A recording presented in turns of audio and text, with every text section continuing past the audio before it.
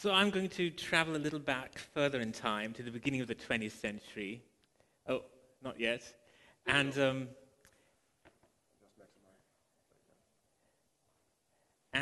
talk a little about the Dada-movement, which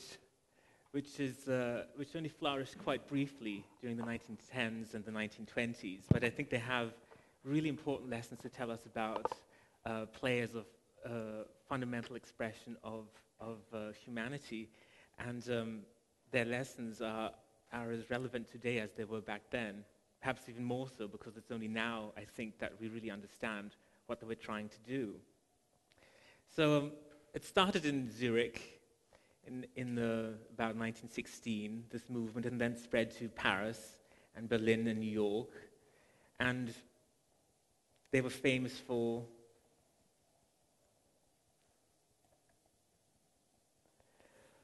pioneering montages and collages and using all sorts of found objects in their artwork.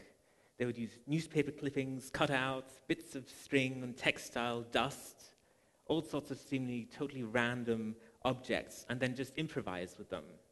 Or in the case of the piece by Duchamp on the left, he merely just drew a moustache on the Mona Lisa and then turned it into a rather naughty play on words. If you read the title in French quite fast, it says "Elle a chaud au cul," which basically means she has a hot ass.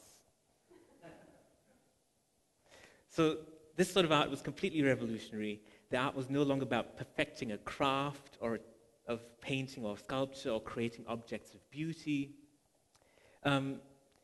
It was, and it certainly had nothing to do with the traditional notion of artistic authorship.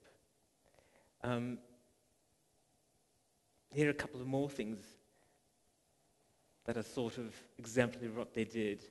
Jean Arp, one of his techniques was to just cut up colored bits of paper and then just toss them in the air, because he just liked the idea of chance and serendipity being part of the creative process, which is something completely different to how artists would have worked before, where everything was very carefully planned, and that chance was not regarded as a part of the creative process at all. And then as these colored bits of paper fell onto the floor, he would glue them down accordingly. Dada artists had also quite a penchant for performance. And here's the Hugo Ball, 1916, performing a sound poem that makes absolutely no proper semantic sense, but is terribly funny. The photograph, unfortunately, doesn't quite convey how spectacular his costume was, so I'll just read you this little contemporary description. His legs were in a cylinder of shiny blue cardboard, which went up to his hips. It made him look like an obelisk. Over it, he wore a huge coat with a collar cut out of cardboard, scarlet inside and gold outside. It was fastened at the neck so that it could make wing-like movements. And to top it all off, he also wore a high, blue and white striped witch doctor's hat. Once he'd finished dressing himself, he realized that he couldn't actually walk in the costume, so he had to be carried on stage, where he then read out this fabulous poem. Now, I think this is fabulously funny, and no doubt it met with roaring laughter when it was performed. And to me, this is, quintessentially play. But what do you think art historians made of this sort of Dada performance? Well, if there's one word to really sum up the typical interpretation of art historians, which with each sort of history begins, then it's nihilism. Nihilism is probably the most common word you'll see associated with Dada in art historical works. William Rubin, who organized a very famous exhibition at the MoMA on Dada in 1968, he calls Dada aesthetic nihilism, or intellectually oriented nihilism towards art that tries to debase pleasure itself. Others have called it an absurdist spirit, a kind of guerrilla warfare on the establishment. Some even think it's a sort of pathological reenactment of the trauma of World War I. I think that Dada has been so fundamentally misunderstood, and this horribly negative portrayal is really just a shocking example of the play deprivation that is so pervasive in our Western society today, or even back then. If people do things that appear without apparent purpose, well, then there must be something wrong with them, especially when it's adults. But play always appears to be without purpose. That's even how biologists describe it or define it. That's its very nature, partly because the point of play is being involved in the process of play and not necessarily creating end products, and partly because many benefits of play are more long-term. The psychiatrist Jameson, she sums it up really nicely, I think. Play sets and becomes the physical arena for exploring new objects and for combining physical activities with sensory experiences in ways that might otherwise remain untried. Play increases the scope of the animal's experience and the range of its skills. And that sort of play is exactly what Dada artists did. In fact, one could sort of say they redefined art in terms of play in its rawest state. I mean, why did Jean Art, for example, toss colored bits of paper into the air? Because, as a friend of his commented, art was always full of playfulness and a certain childlike joy and constant experimentation. He was always willing to give a new idea a chance in art and in life. The most iconic piece of Dada art is, of course, Marcel Duchamp's urinal fountain, a urinal that he signed "Our Mutt" and just placed into an art gallery. This is what's so often referred to as intellectual nihilism. For Duchamp, however, his prime motivation was quite simply play. It was a big prank to him. Duchamp writes that it was always the idea of amusement which causes me to do things.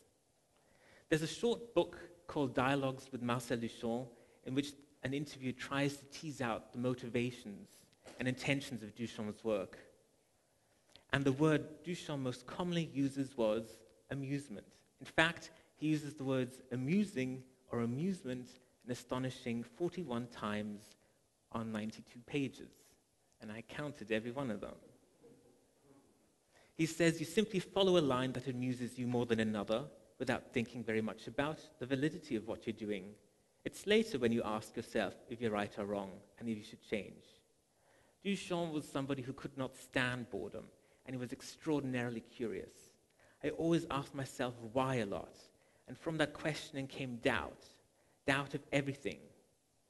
This curiosity was coupled with a passionate love of novelty. I dream of rarity, he said. I had a mania for change. One does something for 6 months, a year, and one goes on to do something else. On the right, you see a geometry book, which he'd hung out of a window to expose it to the elements, and he called it the unhappy ready-made. Why did he do it? It amused me to bring the idea of happy and unhappy into found objects. And then the rain, the wind, the pages flying. It was just an amusing idea. So much Dada art was simply experimentation, improvisation.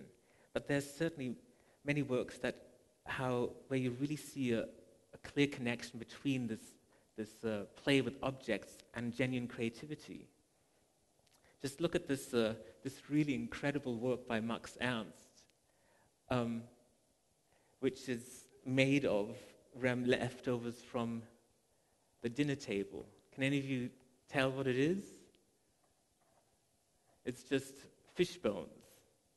So he took a canvas full of paint and he just pressed it over the fish bones and then just scraped the paint off. And then by doing that, he created this incredibly evocative and alluring forest through using these fish bones in this completely original and imaginative way. And it's only by playing with materials and improvising with them that you come up with something like that. You couldn't just, these aren't the sorts of ideas that just pop into your mind. They may do, but playing with the actual material is definitely much more of a motive for creativity. One of the reasons I think that art historians have such difficulty appreciating Dada lies in the outdated notions of creativity that persist in art history even in the 21st century. According to the classical and romantic traditions, the source of creativity originates either from a supernatural source, as in the kiss of the muse, or from the depths of the unconscious of a particularly gifted person, the cult of the genius. Usually a suffering artist, for whom art is an expression of subconscious trauma or emotional turmoil. So traditionally, creativity is very heavily linked to negative emotions, and play is certainly not part of this traditional view. But these notions, these classical and romantic notions, have been outdated by the last 60 years of scientific research on creativity. And there's such overwhelming proof that creativity correlates not with negative, but with positive emotions, and in particular, to play.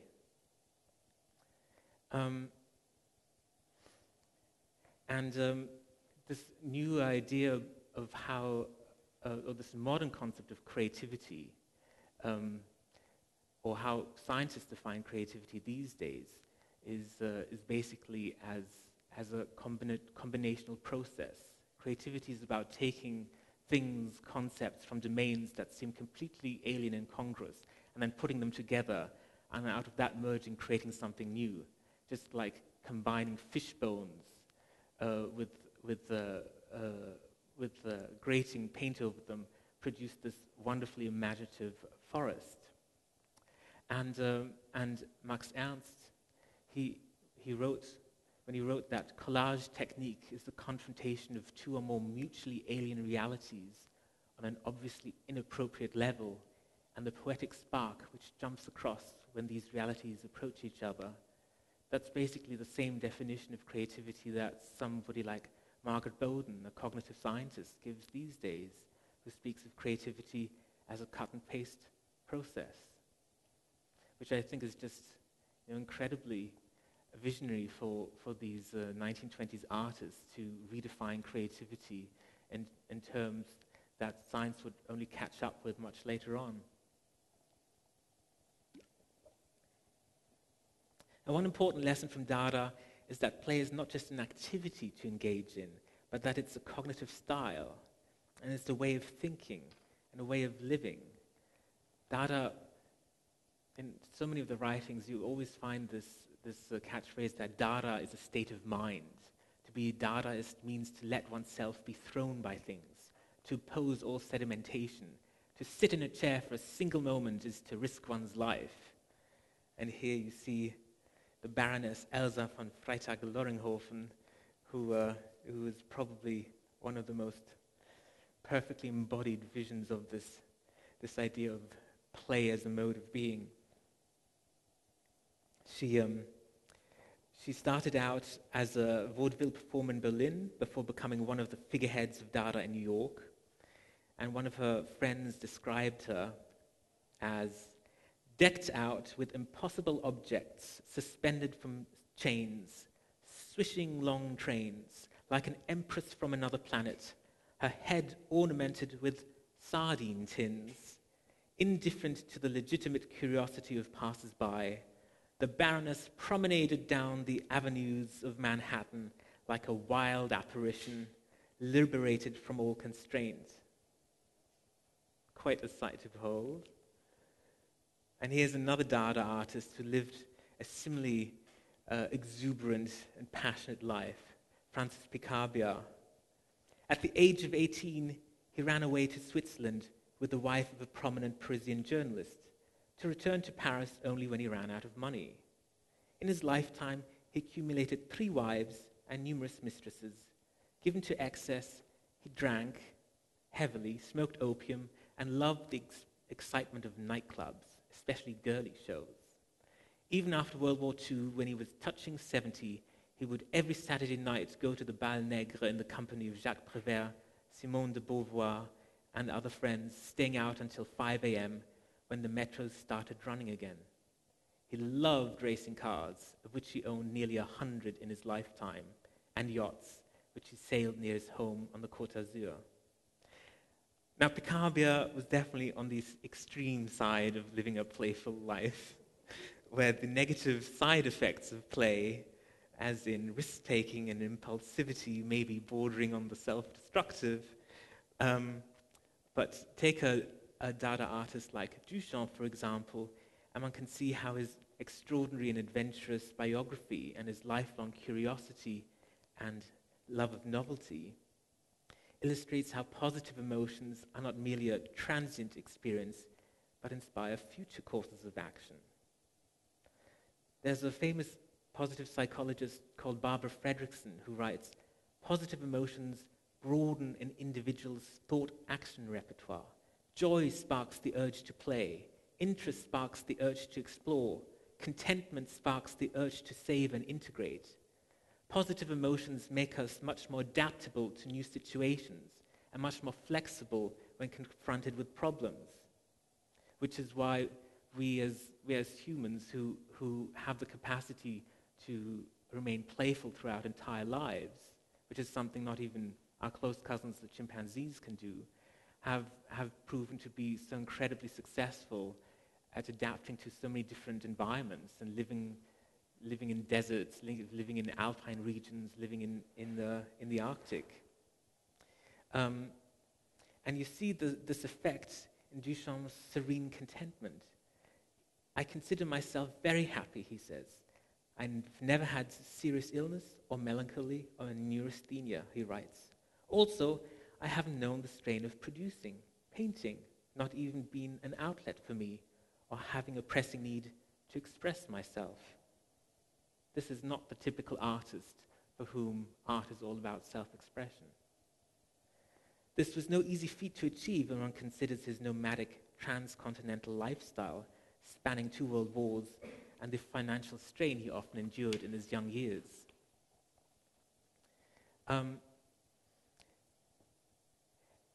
And this adaptability and flexibility that play gives you see in how Duchamp really didn't enjoy public speaking at all, yet he would always approach it with humor. He said that it was a game for me to see what I could do to keep from being ridiculous. Because one crucial lesson that I think one can take from Dada is that one of the biggest obstacles to engage in play, especially adults, is shame. And shame is something that was often discussed by Dada as the biggest roadblock, the biggest mental roadblock to a flourishing life and to well-being. And that performance you saw by Bal reading that sound poem, or a lot of Dada artwork, basically just shame-attacking exercises to really allow you to engage in play in a much more self-conscious manner than we normally do, when we only do it in safe environments, when we feel free from embarrassment. To summarize what advice we can take from this visionary Dada movement, I just thought I'd show you this insightful observation by John Cage, who continued working in the spirit of Dada after World War II. He talks about art and life as purposeless play, a way of waking up to the very life we're living, which is so excellent once one gets one's mind and one's desires out of its way and lets it act of its own accord. That's all.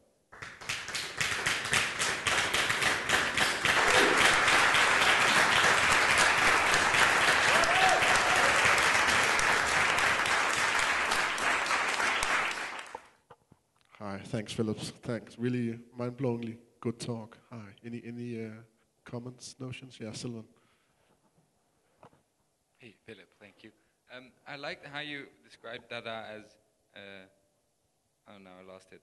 That Dada is an activity to engage